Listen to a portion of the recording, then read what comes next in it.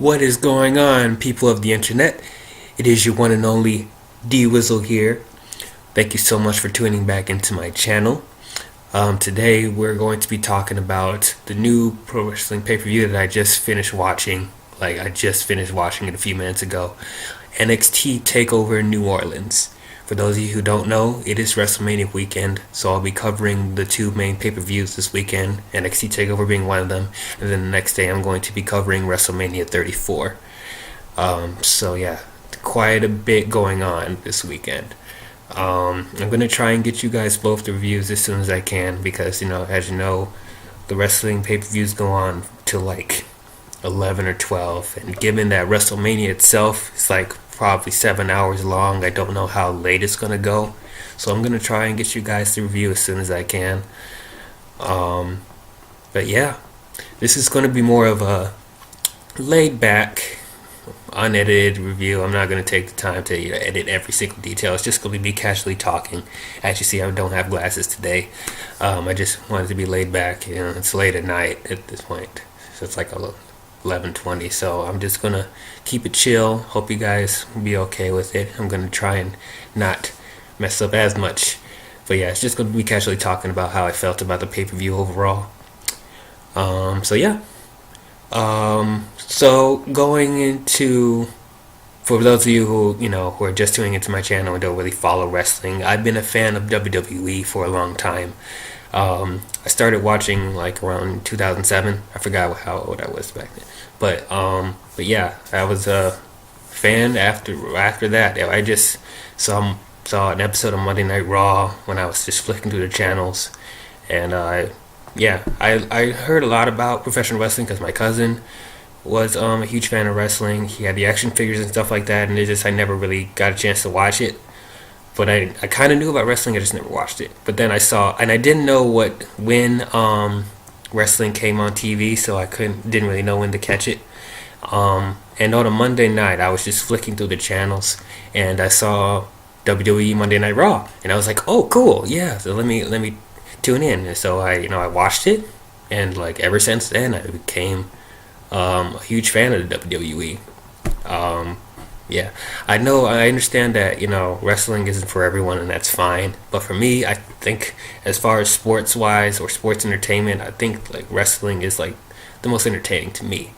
I couldn't really get into other sports. I'm not a sports person. I couldn't get into basketball or baseball, hockey, especially football.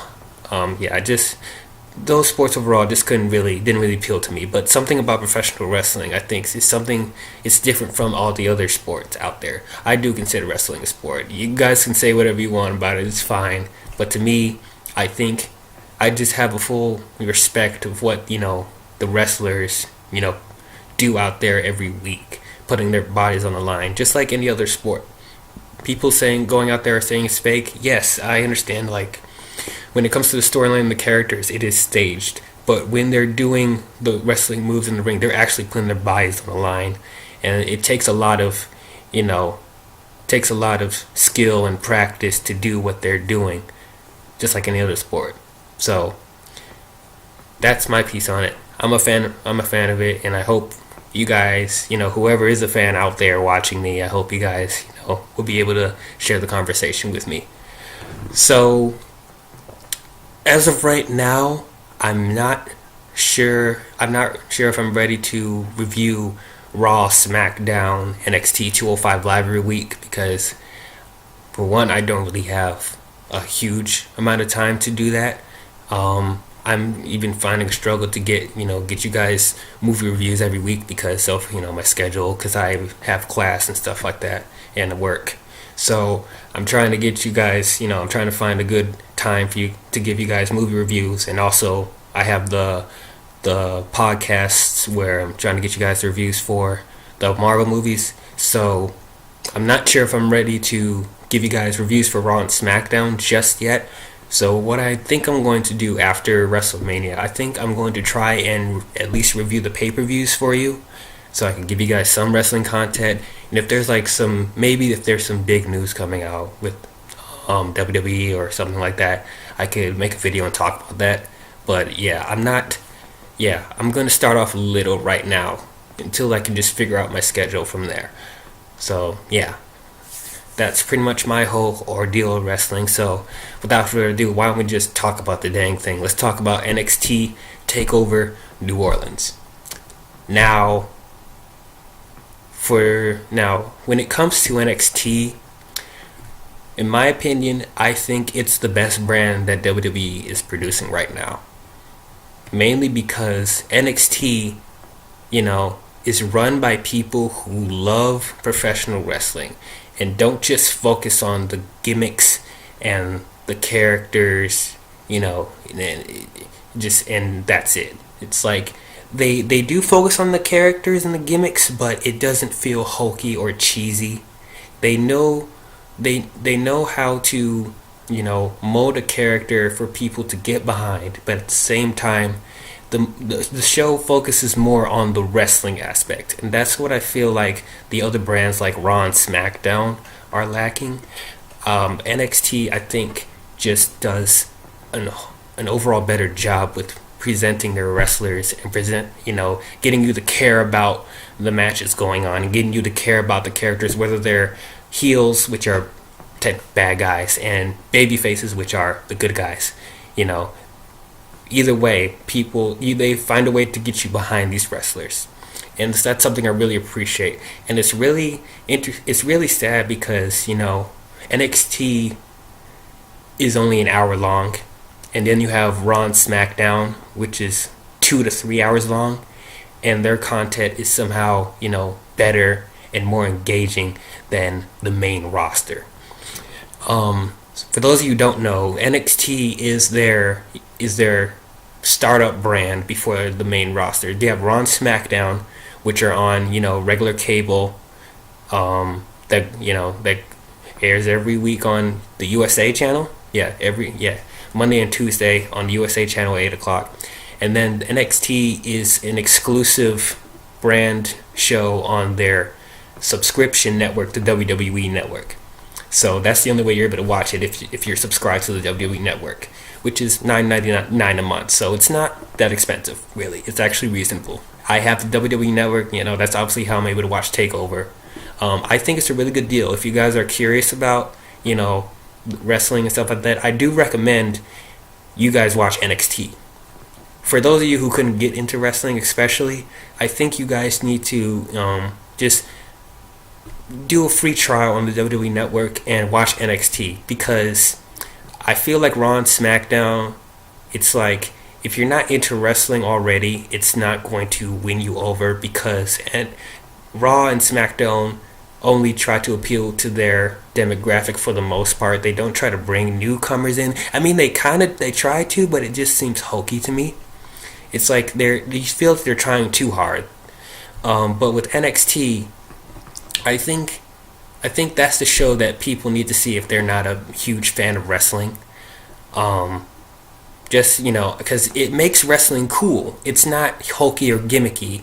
And I think when it comes to all the brands, I think NXT is the one you can take seriously the most. Because when it comes to wrestling, it's like people think it's just silly and just stupid and stuff like that. But NXT, for the most part, takes stuff seriously, and you buy more of the intensity and the wrestling moves that they're doing. So that's just my thing about it. So NXT, I feel overall have delivered better content, especially when it came to their pay-per-views, because they know how to pace really well. They know which wrestlers or which matches need the most attention. They don't overstay their welcome, and at the end you want more in a good way. So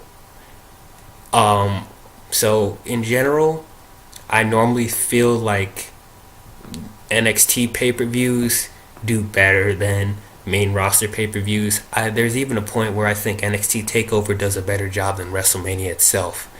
And after watching this show tonight, I feel like Wrestlemania has some competition for sure.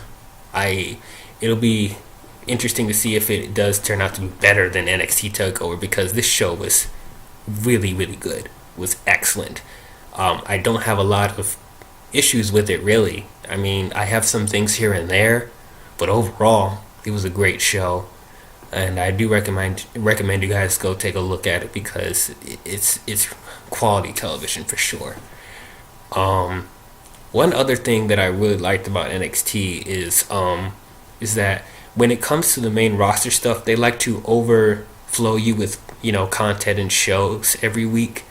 Like there was a time, I think they're gonna stop doing this now after WrestleMania, but before this, they would have a pay per view every month. Well, actually no, every 2 weeks. Every 2 weeks they would have a pay per view, and I just feel it was too overwhelming, and you don't have time to develop storylines with wrestlers, and you feel like stuff is rushed, and then the pay per view is already like 3 to 4 hours long, so it's like they have to try and fill stuff that isn't necessary.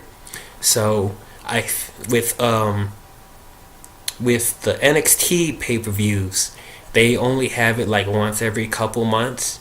They normally do it. They normally have pay per views when WWE has their main pay per views like Survivor Series, Royal Rumble, SummerSlam, and I think Money in the Bank. Yeah, I think that's so. I think that's the only times they have their pay per view. So within those times, they're able to take longer to develop their wrestlers, and by the time the pay per view comes, you care about what's happening. Having pay per views bi-weekly really hurts them, in my opinion. So I heard after WrestleMania, the main roster is only going to have pay per views once a month, which I think fits a lot better, and it'll help pace the storylines a little bit better. But yeah, NXT only has like pay per views like 4 to 5 times a year, which I think is completely fine. But yeah, you heard me babble all about how I feel about NXT. You want me to talk about the matches? Let's talk about the matches for sure. I wasted enough time because I can't wait to talk about it anyway. So we're gonna start from the beginning. We're gonna go by each match one by one. Since I only watched this pay per view once, this is right after I watched it, so I'm going to try to remember everything that happened. But I probably won't get every single detail, but I'll try to as best as I can because I did just watch it, so I'm trying to just observe everything that's happening. So forgive me if I miss any details about it. You guys can probably comment down below if you guys spotted something that I didn't talk about, and I can bring it up. Okay, so the first match that came up is the ladder match for the new NXT North American Championship. This is their mid-card title. They officially made a mid-card title. And this match starred Adam Cole versus Velveteen Dream versus Killian Dane versus Lars Sullivan versus Ricochet versus EC3. Okay, so I'm going to start with how I felt about the design of the championship. I think it's fine. It's trying to harken back to the old designs from the 80s when it came to that their North American championships, or West Coast championships, European championships. It was a kind of a homage design to that. It has like a circle in the circle plate in the middle, and the sides are squares. That was an interesting choice. I think it's okay. It's still better than the Universal Championship. I think that's the worst design they have in the entire brand of WWE. That Universal Championship is just garbage. But this one also had a red belt leather thing, so I think it fit better. First of all, it's not as bright of a red as the Universal Championship, so you're not constantly reminded. It looks like a toy. And I feel like there's a little bit more distinguished, structure when it comes to the belt. It's a simpler, I would say it's a simpler design than the main NXT Championship and the tag team titles. But for the most part, I think it's good. Me personally, I felt like I would have had it be the NXT Television Championship. Not only because I just want it to be consistent with the other mid-card titles, because you have the Intercontinental Championship on Raw and the United States Championship on SmackDown. So when it came to those belts, it represented a different, region. And with the North American Championship, I feel like it's just another extension of the U.S. Championship. If it were me, I think we should do something different than just having a belt represent a certain region, because we already have two belts that do that. I mean, I get it, World Championship. I think that's the only one really that deserves to be just called World Champion, because you champion of the world. Intercontinental, I think it represents different regions at the same time, so you already have that. But then you have the United States Championship, and now the North American Championship. Like, what is the quantifiable difference between the two? I think, though, for one thing, I think the North American Championship is going to be represented better than the U.S. Championship right now. So that's one thing. But it's just when it comes to what they're representing, other than being a mid-card, what is the North American Championship going to be different from the United States Championship, really? Because other than Canada and Mexico, which I don't feel will be represented as much right now, because we don't have Canadian wrestlers on. We have a lot of Canadian wrestlers on NXT, or Mexican wrestlers. We only have like Andrade Cien Almas as a Mexican wrestler. Can't think of anyone else really, because all the other lucha wrestlers went to 205 Live. So that's just my thought about it. I would have had it been the television championship, because I think the television championship is a good name for a mid-card title. I think it's like, because like it's the second most, the second biggest platform you can use to represent a mid-card title to me. And plus, the last time we seen like really a television championship was in TNA, where they kept changing that Legends Championship to the TV title, and then the King of the Mountain title, and then which was ridiculous. They didn't even change the design. They just changed the name and put like a cheap plate on it, which I thought was stupid. But I thought the TV title, I thought that was a good name. And I think they actually had an official TV title in WCW. So I think that would have been a good homage to WCW. But overall, that's just my thoughts on it. I still think the championship it's a solid design. And I'm sure the North American Championship will be represented pretty well, because I felt for a long time NXT needed a mid-card title, and we finally have one. So getting onto the match itself, I think this is probably my favorite match of the night. I'm not saying it's the best match of the night, because we have the two main events towards the end, but overall I enjoyed this match the most. For one, personally, I'm a sucker for ladder matches. I'm going to be really honest with you. Like, whenever you put a ladder match in my face up, I will watch it. But yeah, this was a demolition derby, for sure. We got the debuts of Ricochet and EC3. I'm a fan of both.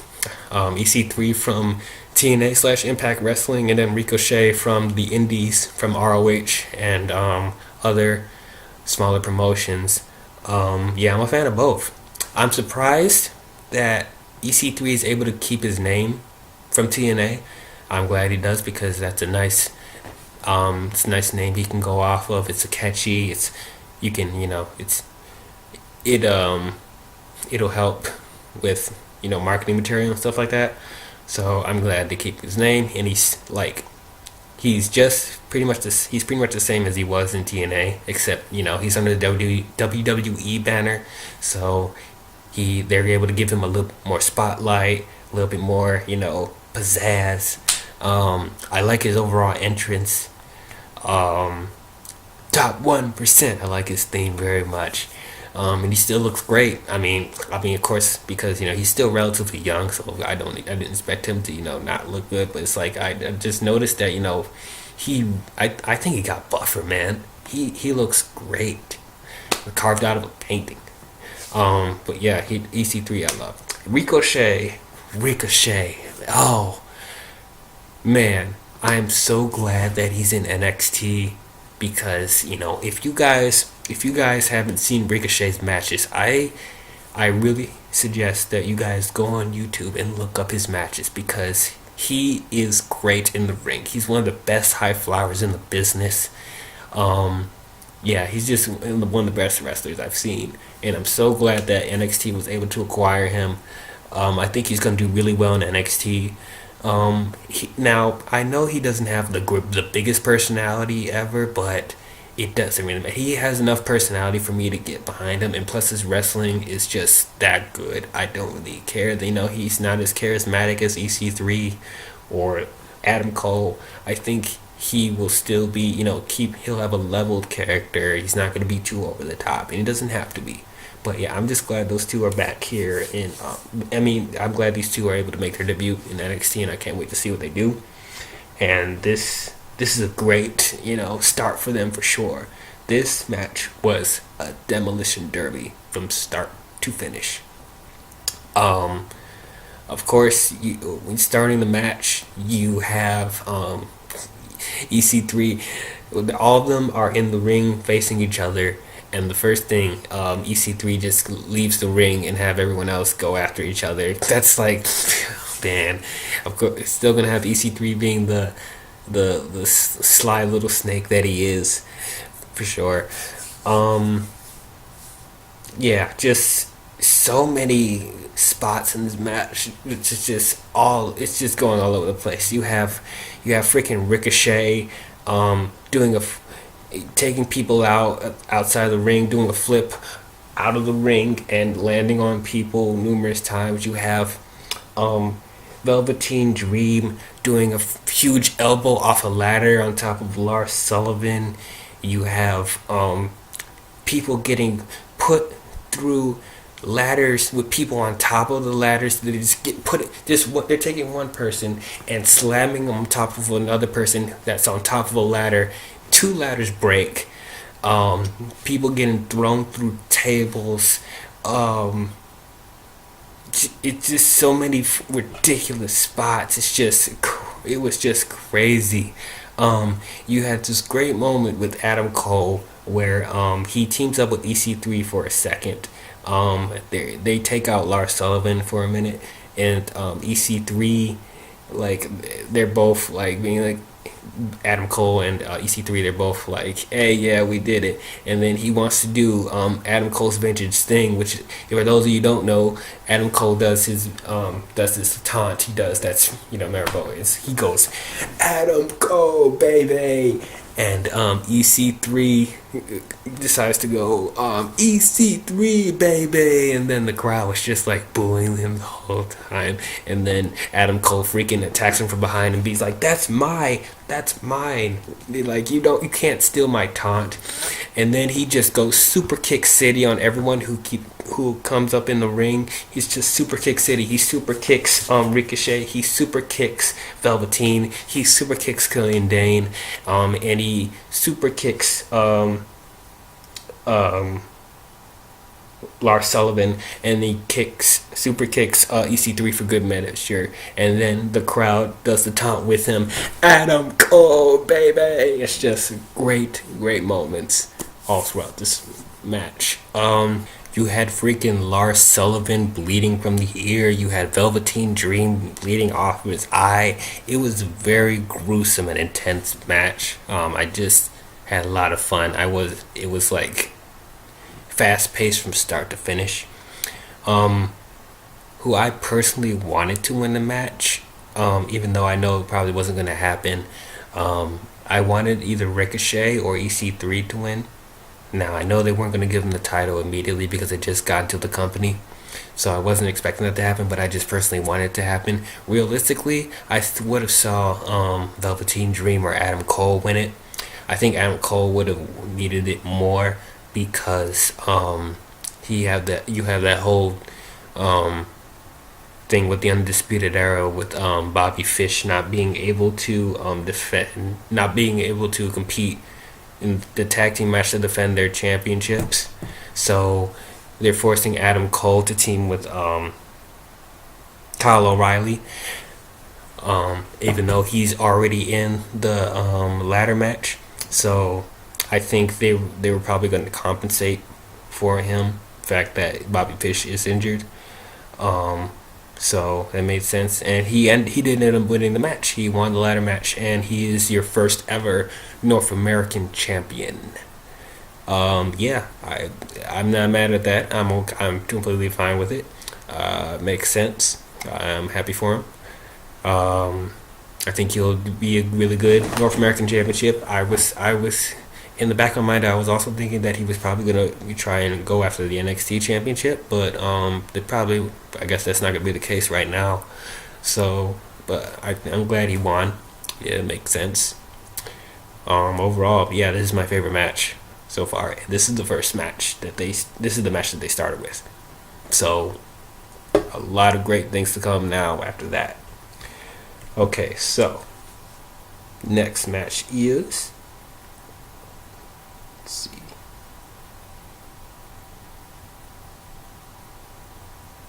So we have the NXT Women's Championship match, Ember Moon versus Shayna Baszler. Um, okay, let me talk about the women's wrestling real quick. Um, for starters, this match, Ember Moon versus Shayna Baszler, this is how you develop women's wrestling.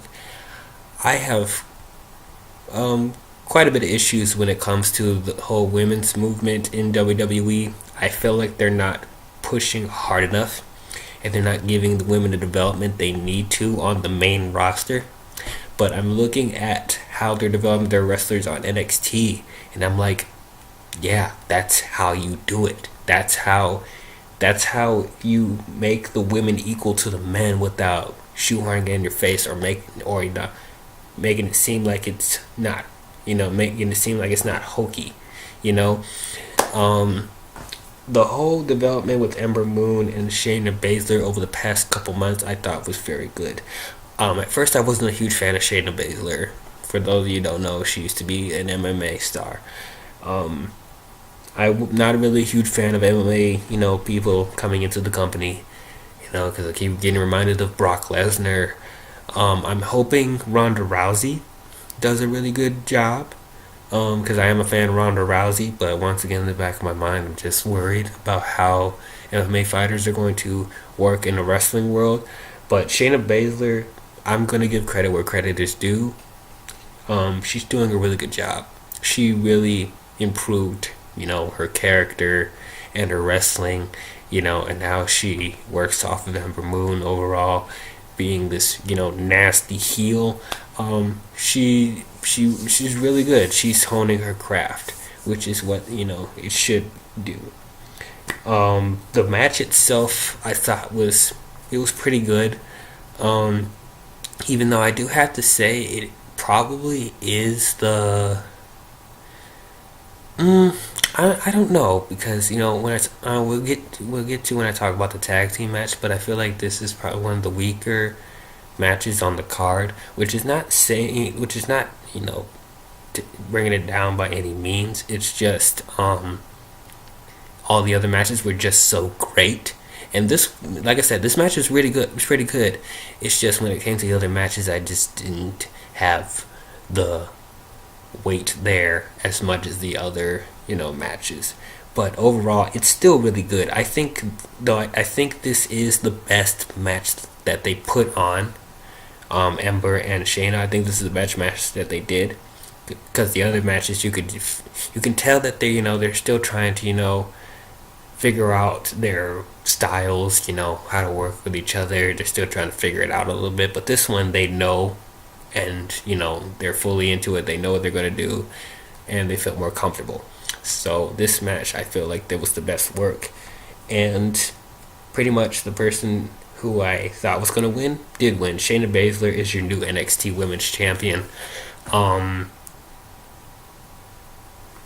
personally think it's a little too early to put the title on her, but as far as the story they're trying to show, I think for the most part it's okay. It makes sense.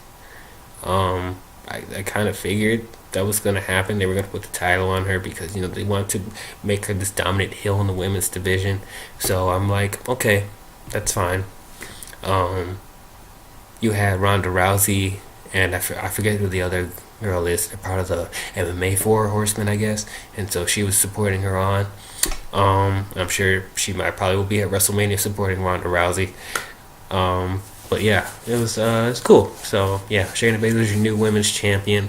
The spots that stood out to me was there was this move that Shayna Baszler did to Ember in the previous matches where she would step on Amber's hand where she can't move, and then while her hand is like contorted a certain way, Shayna would stomp on Ember's elbow and cause it to dislocate. And Ember did that move to Shayna in this match. It wasn't as fluent as Shayna, but I still thought it was cool that she's able to do the move that caused her to almost be injured. Payback. So I thought that was cool. The start of the match, like the very start of the match, when Ember tried to drop kick Shayna and she just moves out the way and it's like, what are you doing? And then she freaking sucker punches her out the ring. That was cool. Freaking Amber Moon tries to do an eclipse, and Shayna, I think, catched her and put her in a sleeper, and she ended up making her go to sleep. She didn't tap out, but she passed out in the middle of the ring, and that's how she won. Yeah, well, that's cool. I thought she was going to lose a different way, but putting her in a sleeper, I guess that's fine with me. But yeah, overall, it's a good match. I liked it. Let's see. Next, we have the NXT Tag Team Championship match with Roderick Strong and Pete Dunne teaming up against the Authors of Pain and the members of Undisputed Era, Kyle O'Reilly, and the new NXT North American Champion Adam Cole, who's still licking the wounds from his ladder match that he had to compete in earlier in the night. I was concerned that Adam Cole wasn't able to compete at all, and he barely did actually anyway. But yeah, he was still tried his best to help Kyle O'Reilly, but he was taken out very early in the match. He was put through a table by Authors of Pain really early, which I thought was hilarious. I have to give kudos to Kyle O'Reilly because I don't really care for Kyle O'Reilly or Bobby Fish. When I watch them in the indies, I'm not saying that they're bad wrestlers, but when it comes to their characters, I don't really care too much about them. But I have to say, Kyle O'Reilly really surprised me in this match because he was holding his own really well for a good period of time against the other tag teams, and I was thinking he was going to get his butt kicked from the get-go. But no, he actually, got some really good offense, and it was really surprising. I was thinking, yeah, he's probably able to, hold his own this entire match if he keeps the pace that he's going after. But, eventually the tag teams get to them because, he can't face these tag teams by himself. I like the team of Pete Dunne and Roderick Strong. I thought they were really good when they were in the tag team with in the Dusty Rhodes Tag Team Classic. I was sad that they had to replace Mustache Mountain, Tyler Bate, and Trent Seven, because I really did want to see them in the tag team classic. Even though they weren't my picks to win, I was rooting more for Heavy Machinery or the Street Profits. But yeah, they didn't end up winning. Authors of Pain ended up facing Pete Dunne and Roderick Strong in the finals. Okay, so here's the thing about that though. I like the Authors of Pain. I think they're a really good tag team. They're very imposing, but it seems like they're pushing them a little too much for me. Just a little too much. Because they won the tag team classic last year, and they're in the finals this year. I think personally, I wanted to see a different tag team make it to the finals. I'm glad they didn't end up winning, but just for me, I wanted to see different tag teams get the attention.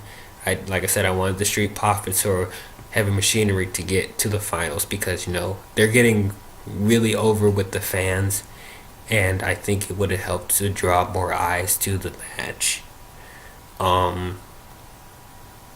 But yeah, I was okay with Authors of Pain being there. They were just the third tag team. Like I said, I was more interested in Strong and Pete Dunne, especially because they do have history with Undisputed Era, so it makes more sense for them to be in the classic.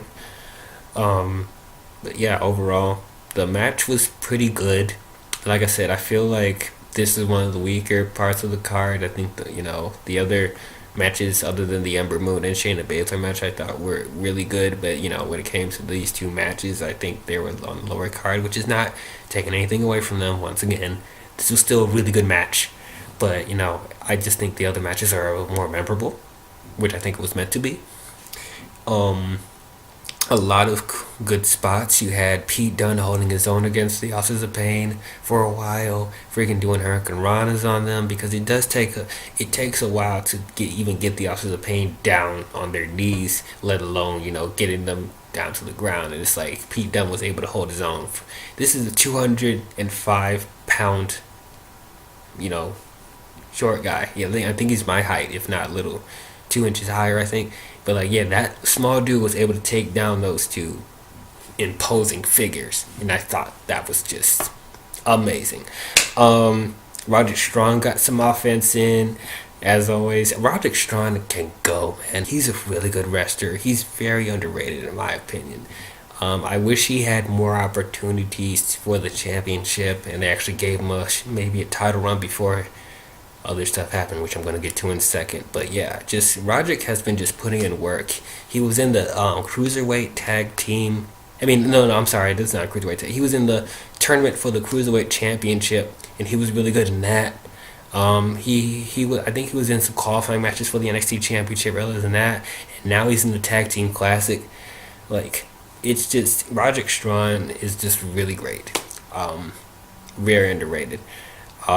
So overall, um, it was, yeah, like I said, it was a good match. It just wasn't my favorite. But I'll say one thing though, the twist at the end, because it made it seem like Pete Dunne and Roderick Strong were gonna win it, because Pete Dunne hits his finisher on, I think, Kyle O'Reilly, and you were thinking they were gonna win the titles and win the classic altogether. But then Roderick Strong turns on Pete Dunne. He turns heel. He freaking does his finisher on Pete Dunne and drags Kyle O'Reilly on top of Pete Dunne to pin him.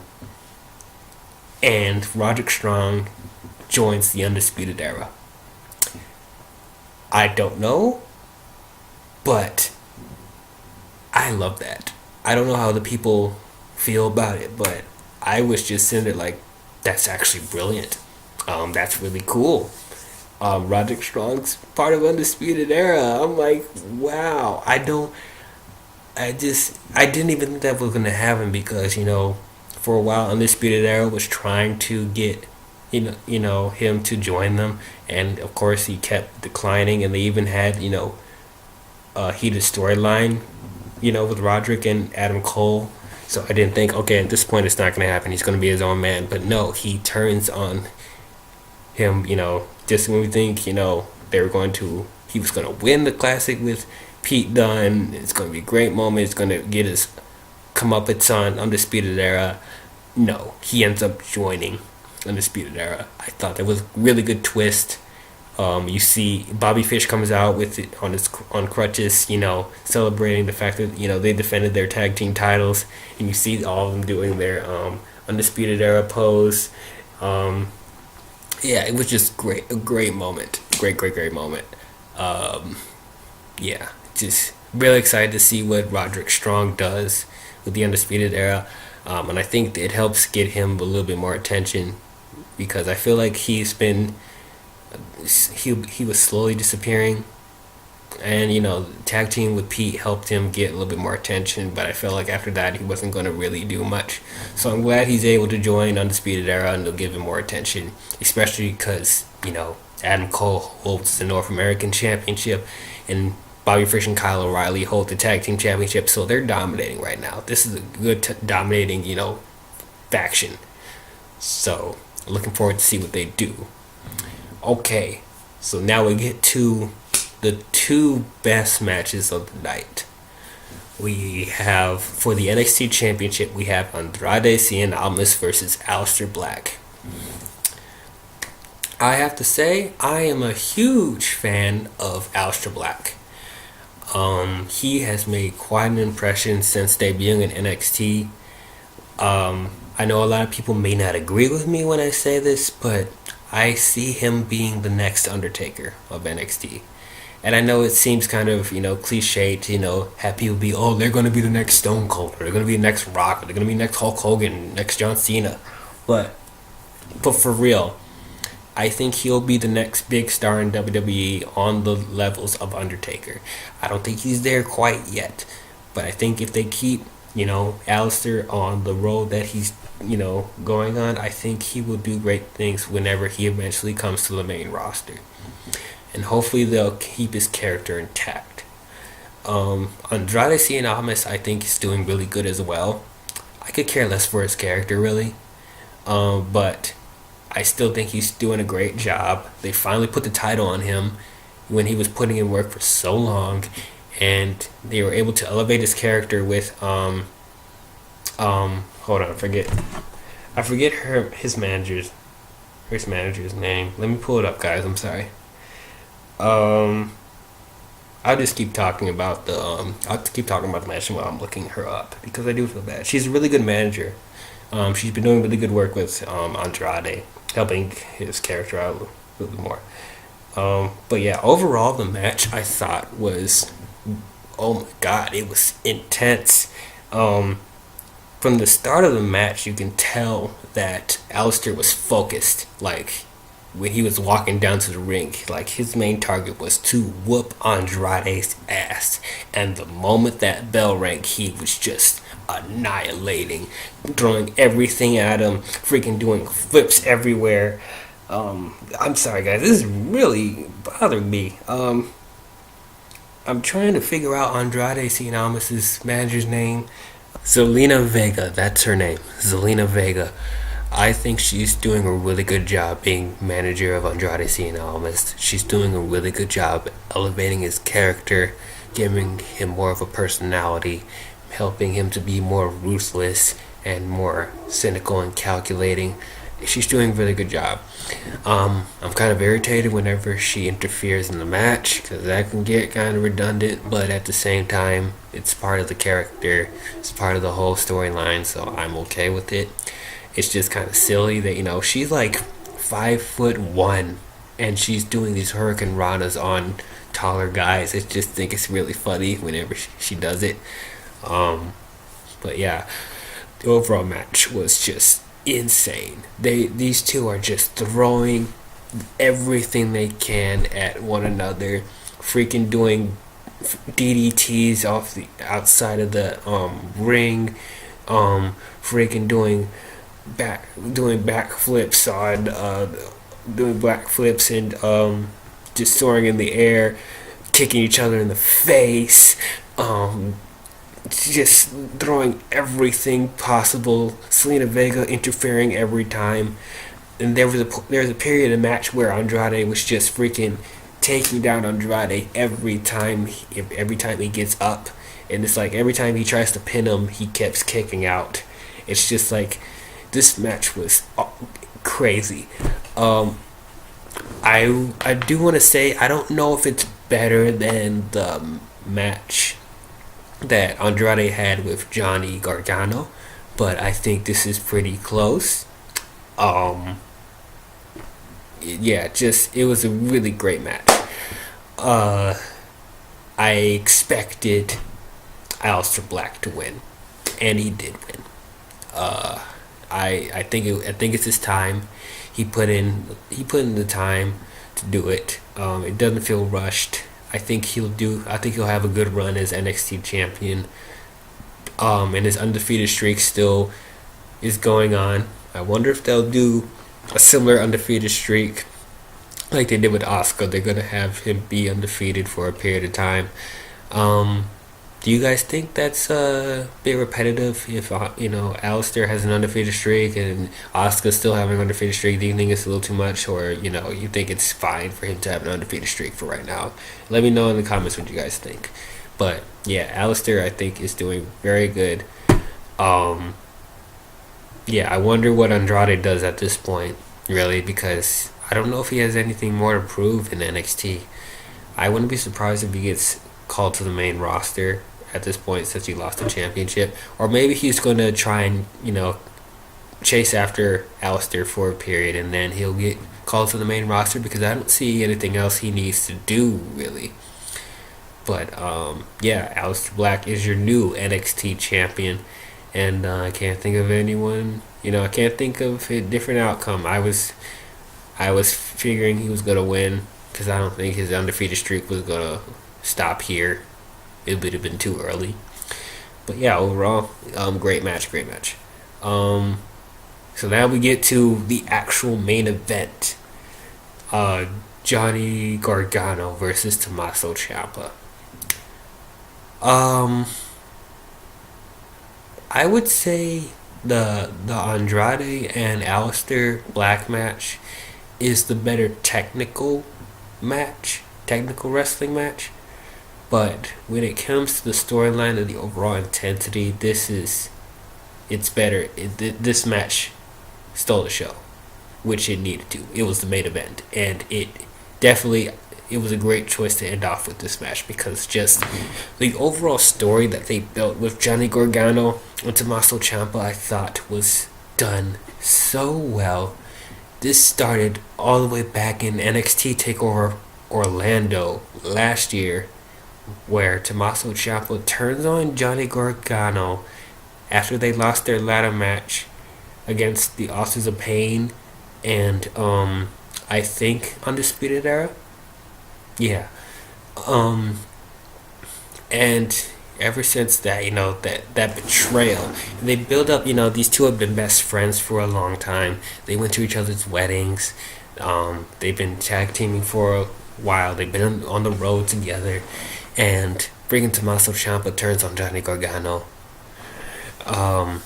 Just such a heartbreaking and surprising moment. And Tommaso Ciampa got injured during the match. He tore his UCRL, I think, and so he was out for a minute. So Johnny Gargano was left to be a singles wrestler, and of course he's not as successful at first. He tries to take the title off of Andrade Cien Almas, doesn't work, and then he tries to go after him again, and he puts his career in the line. And Tommaso Ciampa comes out and interferes in the match because he's jealous of Johnny, because he feels like the fans are gravitating more to Johnny than Tommaso, which they are. And so you cause this heated jealousy between the two. And so with this match, with the stipulation of it being, if Tommaso Ciampa wins, Johnny Gargano is no longer going to be on NXT. And if Johnny wins, he gets his job back in NXT. So this match was brutal, as it needed to be. This was an unsanctioned match, so no disqualifications, no countouts, no anything. It's like they're able to do whatever they want to each other. This match was just intense. You can feel the passion and the hatred and intensity towards each other. It was just great how they're able to, tell the story. The storytelling helped the match, progress. You have these two tearing up the mat and freaking exposing the floor, and then having these two power bomb on top of the plain concrete, and you have them hitting each other with crutches, trying to throw people on tables. They don't succeed on throwing either of each other on the table, but they freaking power bomb on top, from the table. I thought that was cool. Freaking they fight in the crowd. This match went on for quite a bit too. I think this was the second longest match, because I think the ladder match was the longest match. But yeah, this one went on for like quite a while, which it needed. It needed as much time as as it did because of all the build that they did. This is not something you had to rush. It definitely took its time. These two were just simmering to get their hands on each other for a long time, and it definitely shows. So I do think overall, as far as the storyline is concerned, I think this is the best match. I can't say from a wrestling technical standpoint it's the best match, because I feel like the Andrade Cien Almas and Aleister Black match was the best, but still, I think the Tommaso Ciampa and Johnny Gargano match was the perfect one to end off of on. So this is going to sound bad though. I personally wanted Gargano to lose because, given all the talent that they signed for NXT and also having another mid-card title, I don't really see what else Johnny can do in NXT without getting lost in the shuffle. And so I don't know what they're going to do with Johnny going forward. I guess they can still have him at least try to capture the title once. But I wanted to see him go to SmackDown, honestly. I think he would thrive there. Now, we can't really say if his character will still be honored like it is in NXT, but at the same time, you have Ricochet, EC3, and this, you have the other, wrestlers, probably trying to get the North American Championship now, and whatever rivalries they're gonna have for the NXT title. I don't know if Johnny has any time to do that, really, time to chase any titles now, because I feel like now that he's still in NXT because he won the match, they're just gonna continue with this rivalry with Tommaso Ciampa, which I don't know if we need to see a second match. I would think that this is the final coffin. I don't think they need to have like freaking 3 matches, to solidify their rivalry. I wouldn't. I mean, of course, I will watch it. I think it will still be exciting, but I just think that this match, I think, did its job, and I don't know if I want to see any more, because I feel like if we see more, it's going to ruin, how special this first match was. Because I don't know if they can outdo what they did here, because this is the best you can do for this rivalry. Be an unsanctioned match, let them tear each other apart, and this is what they did in the match. So I don't know what they're going to do with Johnny at this point. I'm hoping for the best. I'm always hoping for the best, but I really wished he would have got called to the main roster. And since I heard personally that the general manager Daniel Bryan wanted him to come to SmackDown, so I was thinking there's a possibility he was going to lose today, but he didn't, which I'm still happy for him. I'm glad he won. I'm glad he was able to get his comeuppance on Tommaso, but I just feel like there's more that he could have done. There's more he could have done on the main roster. So we'll see what happens on NXT. Maybe they'll find something important. Maybe the Tommaso Ciampa storyline, they could still do some more with that. So it's not doom and gloom. I'm still happy that Johnny won, and of course his wife came out to celebrate. So I was happy. So overall, this pay-per-view was really, really good. I can't say this is the best takeover that we've gotten, because looking back on all the other takeover pay-per-views, I just feel like there's other ones that done a better job. But this is still really, really good. This is what pay-per-views are supposed to do. I cared about every single match that was happening. I cared about the wrestlers. It was great wrestling matches. It was a good pace. This is how it's supposed to be. So WrestleMania next day, I hope that they're able to put on a good match. I can't really expect them to be better than NXT at this point. I just have to lower my expectations. But the card for WrestleMania I think is still really good on paper. Because what the matches that they have lined up, it'd be hard not to at least have this WrestleMania be enjoyable. So yeah, overall, that's my thoughts about NXT Takeover New Orleans. I would have to give the overall pay-per-view a 4 out of 5 stars. Yeah, I can't say this is my favorite NXT pay-per-view, but I do still think this is a really good NXT pay-per-view. They continue to give us quality pay-per-views, and don't fail to deliver for the most part. So, hope you guys enjoyed my pro wrestling talk.